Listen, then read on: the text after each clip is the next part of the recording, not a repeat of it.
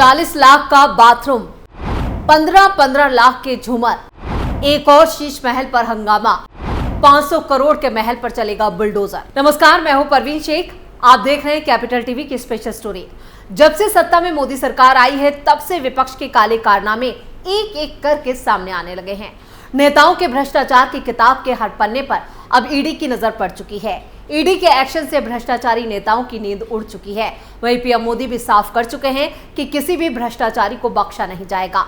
अभी तक तो आपको केजरीवाल के शीश महल के बारे में ही पता चला था, लेकिन अब लोकसभा चुनाव 2024 के नतीजों के बाद एक और महल की चर्चा जोरों पर चल रही है।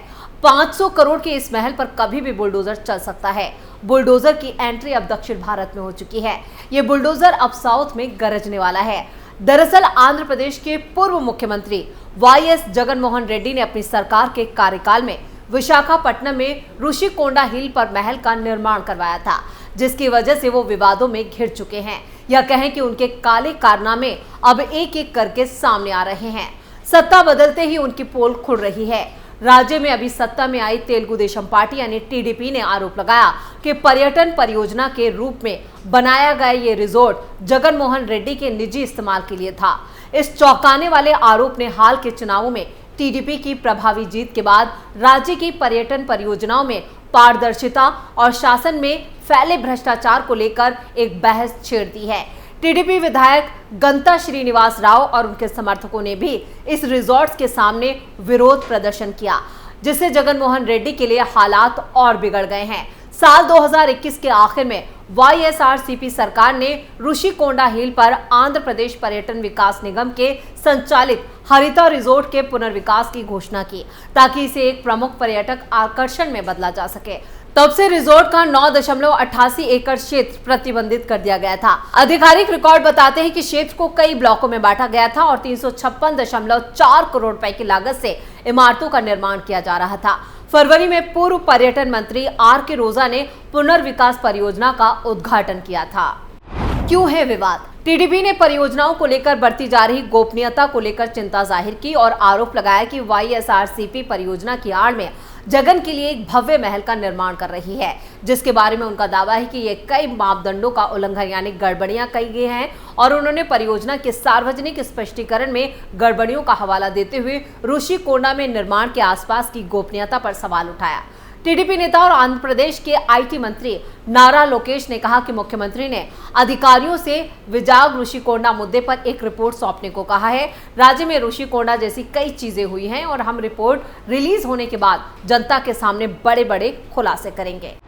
विलासिता का प्रतीक, 12 बेडरूम और 1,41,433 वर्ग मीटर के कुल निर्मित क्षेत्र के साथ ऋषिकोंडा रिजॉर्ट विलासिता का प्रतीक बन चुका है। 3 महल शांत ऋषिकोंडा पहाड़ियों को तराश कर बनाया गया था और जगन सरकार ने कथित तौर पर इस परियोजना पर अनुमानित 452 करोड़ रुपए में से 407 करोड़ रुपए खर्च किए थे।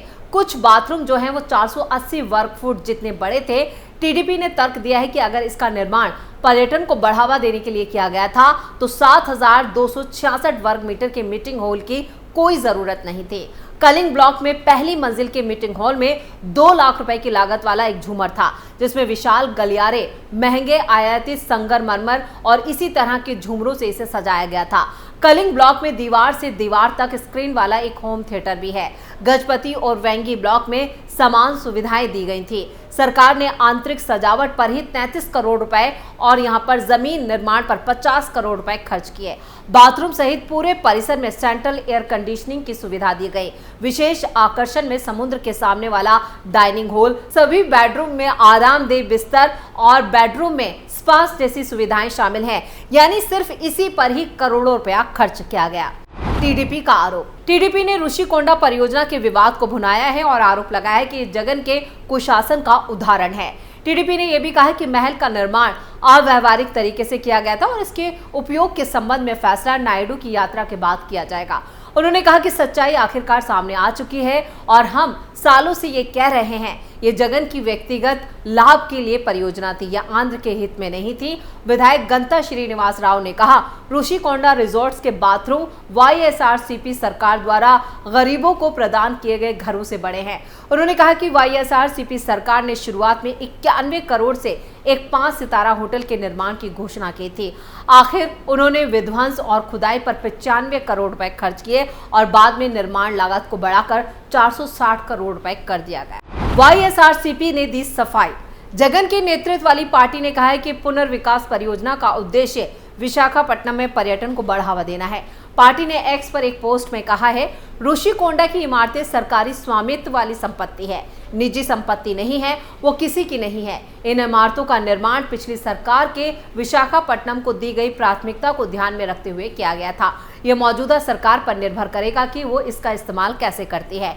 पूर्व मंत्री गुडीवाडा अमरनाथ ने आरोप लगाया कि टीडीपी विधायक और कुछ मंत्री जगन के इस्तेमाल के लिए इमारतों को निजी संपत्ति यानी प्राइवेट प्रॉपर्टी के रूप में पेश करके जनता को गुमराह करने की कोशिश कर रहे हैं। पर्यावरण को लेकर चिंता। ऋषिकोंडा रिजॉर्ट्स के निर्माण में पर्यावरण वैज्ञानिकों और कार्यकर्ताओं की आलोचना का भी सामना करना पड़ा है, जिनका तर्क है ये गतिविधियां तटीय विनियमन क्षेत्र यानी CRZ मापदंडों का उल्लंघन करती है। निर्माण को चुनौती देते हुए नेशनल ग्रीन ट्रिब्यूनल यानी NGT समेत विभिन्न अदालतों में कई याचिकाएं दायर की गई हैं। इधर रिटायर्ड नौकरशाहों जिनमें EAS शर्मा ने पर्यावरण और वन जलवायु परिवर्तन मंत्रालय को एक खत लिखा है और जिसमें उन्होंने कहा है कि संरचनाएं पर्यटन के लिए नहीं है, बल्कि ये प्रशासनिक राजधानी को विशाखापट्टनम में स्थानांतरित करने के हिस्से के रूप में CM कार्यालय के आवास के लिए है। शर्मा ने MEFCC से CRZ मंजूरी रद्द करने और कानून का उल्लंघन करने के लिए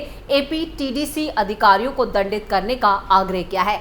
अब इस मामले के खुलासे से जगन मोहन रेड्डी पूरी तरह से फंस चुके हैं। हालात तो ऐसे बन गए हैं कि उन्हें जेल की हवा तक खानी पड़ सकती है, क्योंकि आंध्र प्रदेश के CM चंद्रबाबू नायडू को जब जेल भेजा गया था तो वो उस वक्त को नहीं भूले हैं।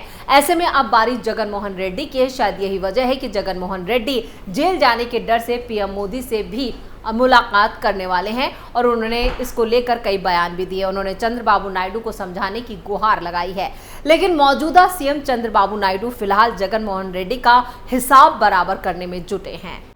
जगन मोहन रेड्डी को क्यों नहीं भूल सकती बीजेपी। आंध्र प्रदेश की पार्टी वाईएसआरसीपी ने कहा है कि मोदी सरकार को ये बात ध्यान में रखनी चाहिए कि भविष्य में एनडीए को जगन मोहन रेड्डी की जरूरत भी पड़ेगी।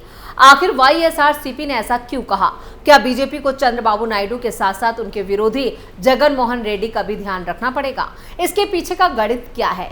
लोकसभा चुनाव 2024 के साथ ही आंध्र प्रदेश में विधानसभा के चुनाव भी हुए थे। सत्ताधारी वाईएसआर कांग्रेस पार्टी को बुरी तरह से शिकस्त मिली। सरकार बनी एनडीए गठबंधन में शामिल तेलुगु देशम पार्टी यानी टीडीपी की। आंध्र प्रदेश में विधानसभा चुनाव में एनडीए ने 175 में से 164 सीटें जीती। इसमें चंद्रबाबू नायडू की टीडीपी को 135, पवन कल्याण की जनसेना को 21 और बीजेपी को 8 सीटें मिली। 2019 से सत्ता का सुख भोग रही जगन मोहन रेड्डी की वाईएसआरसीपी पार्टी को सिर्फ 11 सीटें मिली। राज्य की 25 लोकसभा सीटों में से एनडीए ने 21 सीटों पर जीत दर्ज की। इनमें से टीडीपी ने 16, बीजेपी ने 3 और जनसेना पार्टी ने 2 सीटें जीती, जबकि वाईएसआरसीपी को 4 सीटें मिली। लोकसभा चुनाव के नतीजों में एनडीए गठबंधन में टीडीपी दूसरी सबसे बड़ी पार्टी है और उसकी वजह से नरेंद्र मोदी की इस बार सरकार बनी। ये भी साफ है कि मोदी सरकार अगर चलनी है तो टीडीपी को साथ रखना ही होगा। लेकिन हाल ही में टीडीपी के धुर विरोधी वाईएसआरसीपी का एक बयान सामने आया। बयान में मोदी सरकार के नाम एक संदेश था, आपको हमारी भी जरूरत पड़ेगी। वाईएसआरसीपी के राज्यसभा सांसद वी विजय साई रेड्डी ने दिल्ली में एक प्रेस कॉन्फ्रेंस की थी, जिसमें उन्होंने कहा था कि केंद्र सरकार को ये बात ध्यान में रखनी चाहिए कि हमारी भी पार्टी के पास 15 सांसद हैं, 11 राज्यसभा के और 4 लोकसभा के। भविष्य में बीजेपी को हमारी भी जरूरत पड़ेगी। एनडीए को कोई भी बिल राज्यसभा में पास करवाने के लिए वाईएसआरसीपी के सांसदों का समर्थन चाहिए होगा। वाईएसआरसीपी ने प्रधानमंत्री नरेंद्र मोदी को खत भी लिखा, जिसमें कहा गया कि बीजेपी के बाद एनडीए में दूसरी सबसे बड़ी पार्टी टीडीपी ने हालिया चुनाव के दौरान आंध्र प्रदेश में कई जगह हिंसा की है, यानी यहाँ पर डेमोलिशन किया गया, बुलडोजर चलाया गया, जिसमें यहाँ पर वाईएसआरपी का ऑफिस तक शामिल है। और इसी खत में लिखा है कि बीजेपी को हमारी इस कंप्लेंट पर ध्यान देना होगा, क्योंकि हमारे सांसदों की संख्या टीडीपी की संख्या से सिर्फ 1 कम है। वाईएसआरसीपी के प्रमुख और आंध्र प्रदेश के पूर्व मुख्यमंत्री जगन मोहन रेड्डी ने भी 14 जून को कुछ ऐसी ही बात बोली। उन्होंने अपनी पार्टी के नेताओं की एक मीटिंग में कहा था कि उनकी पार्टी राज्य और राष्ट्र के हितों को ध्यान में रखते हुए मुद्दों के हिसाब से राज्यसभा और लोकसभा में किसी भी पक्ष का समर्थन देगी। जगन ने भी एनडीए गठबंधन को याद दिलाया कि उनकी पार्टी के संसद में 15 सांसद हैं और इस लिहाज से केंद्र की राजनीति में वो अभी भी मजबूत स्थिति में है। ये जगन मोहन के बयान इसलिए भी सामने आ रहे हैं कि पीएम मोदी एनडीए का हिस्सा टीडीपी प्रमुख चंद्रबाबू नायडू को काबू में रखे। यानी जो जगन मोहन करप्शन यहाँ पर उन्होंने जो किया है, भ्रष्टाचार जो किया है और उसके खिलाफ जो यहाँ पर टीडीपी प्रमुख चंद्रबाबू नायडू एक्शन कर रहे हैं, उसको लेकर वो डरे हुए हैं। लेकिन हालात फिलहाल पीएम मोदी के बाहर जाते दिख रहे हैं। जिस तरह से एक करोड़ों के महल का मामला सामने आया है, इससे साफ है कि पूर्व सीएम जगन मोहन रेड्डी पर गिरफ्तारी की तलवार लटक रही है। ऐसे में नजरें पीएम मोदी पर भी हैं कि वो कैसे चंद्रबाबू नायडू को रोक पाते हैं या नहीं। लेकिन फिलहाल यहाँ पर जगन मोहन रेड्डी की तरफ से दबाव जरूर बनाया जा रहा है, तो वहीं आंध्र प्रदेश में चंद्रबाबू नायडू ने जगन मोहन रेड्डी के खिलाफ एक्शन तेज कर दिया है। तो स्पेशल स्टोरी में फिलहाल इतना ही। वीडियो कैसा लगा कमेंट करके अपनी राय जरूर दें। वीडियो को लाइक करें, शेयर करें और कैपिटल टीवी को सब्सक्राइब जरूर करें। नमस्कार।